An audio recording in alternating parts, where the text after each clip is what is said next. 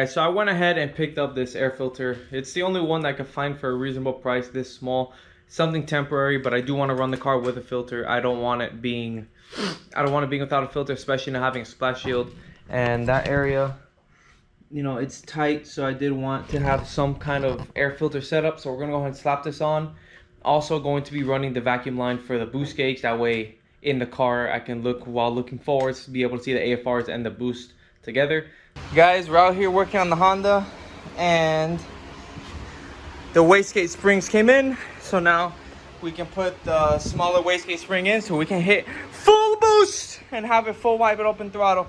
I got a 4 psi and I got a 7 psi because they didn't have anything in between. So for now, while we're getting everything dialed in, we're gonna have it at the 4, and then later when we're trying to blow it up or something, we're gonna bump it up to 7. We just got the filter on. What a freaking bitch to get that shit on. It is close to the Mac valve, but it does have some room. I'm probably gonna move it a little bit. But now let's go ahead and do the wastegate real quick.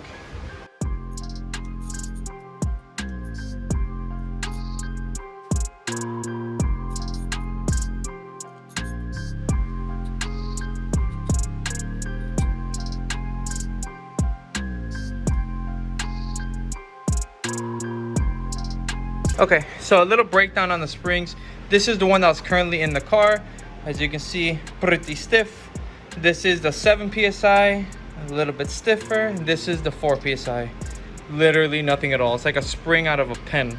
See, by one hand I can literally coil it. This one becomes a little bit stiffer, not as, you know, stiff. And this one's stiff. So we're gonna go ahead and put this one in. This is the 4 psi one. So we can go ahead and have a base PSI of 4 and then be able to bump it up from there with the boost controller. So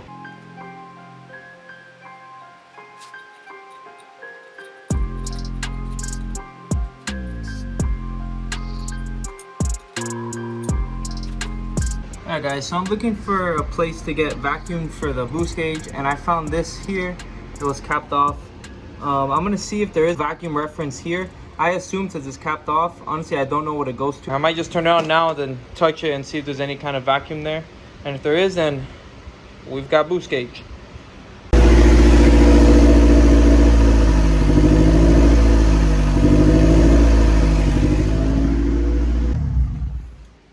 Alright guys, so that is a vacuum source. As you can see, I was touching it, the idle will go down. When I let go, I had a vacuum leak. So I'm gonna go ahead and connect the vacuum line, run it to the inside of the car, connect it to the gauge, and let's go for a drive. I've also been thinking, we just ran this vacuum line to the fuel pressure regulator vacuum source.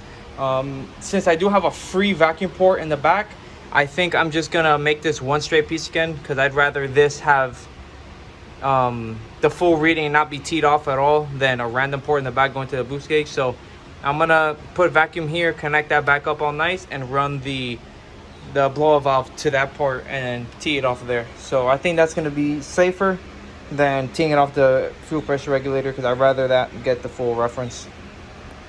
Alright, so I went ahead and ran the vacuum line inside, got it teed off from here. So it's coming out, teeing out, one going to the blow valve, the other one coming inside, coming up to the boost gauge. So I'm gonna go ahead and make sure everything's all tightened down, and then we'll go take it around the block and see if everything's working.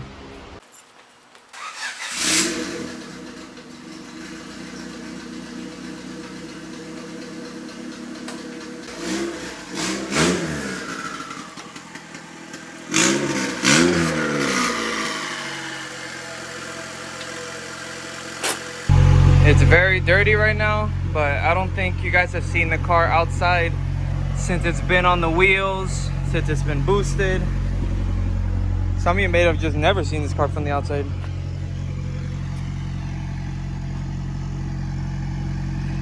That's the car. That's how it's sitting right now. Seems like the boost gauge is working.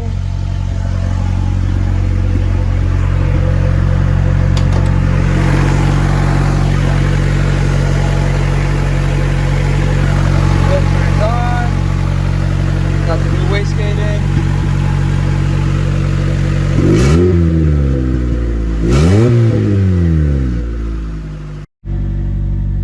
Alright guys, we are are officially going for a spin in the Boosted Honda. This is the first POV video we've done.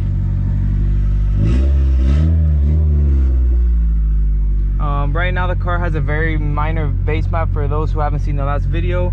Just a little bit of a cleanup.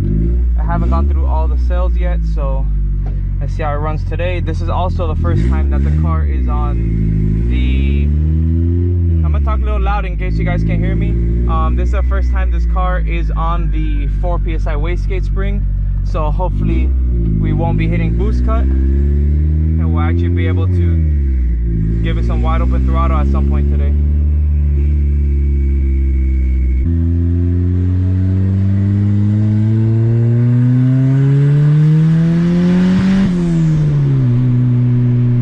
Well, it looked like it hit about 4 PSI, which is good, and it broke up a little bit on top end, so not too sure why. It seemed like the AFR stayed at around around like 11 to 12, so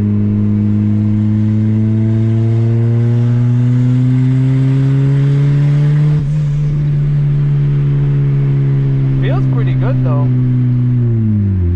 but it is breaking up a little bit on top end.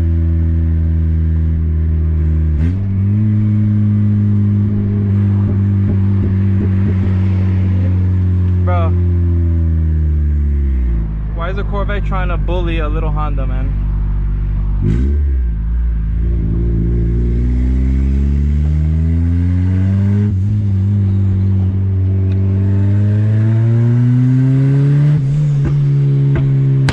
Holy!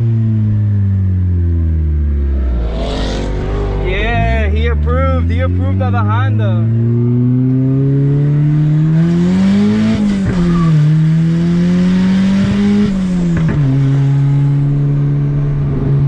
Up at second gear but not first gear. Oh, you know what I haven't done? I haven't gapped the spark plugs.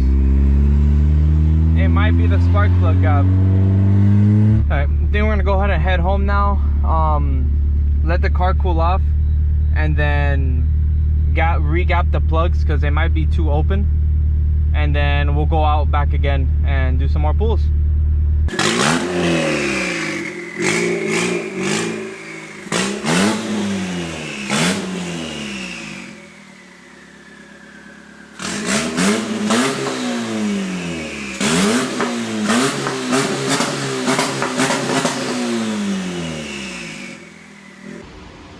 Holy crap. Yeah, so that's why it's misfiring at top end. I got 40 something. We're gonna close it to 30 and then put it on the car and try it again if we don't drop it. All right guys, so I've never used these plugs before. I gapped them. I don't think you're supposed to gap these. I gapped it to 30. I'm gonna run it on the car.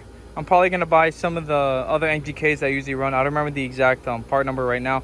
I'm probably gonna buy those, but for now we're gonna put these back in, re-gapped, and see if it runs well. If it doesn't, not a big deal, I just get more plugs. I'm gonna clean them right now. I have a sandblaster spark plug cleaner, so I'm gonna put it in there, get this all nice and cleaned up, all freshened up, throw them in and see if it runs better on top end. Maybe we'll be able to make a full range RPM pull. You just put it in the little cleaner and then press the button and move it around.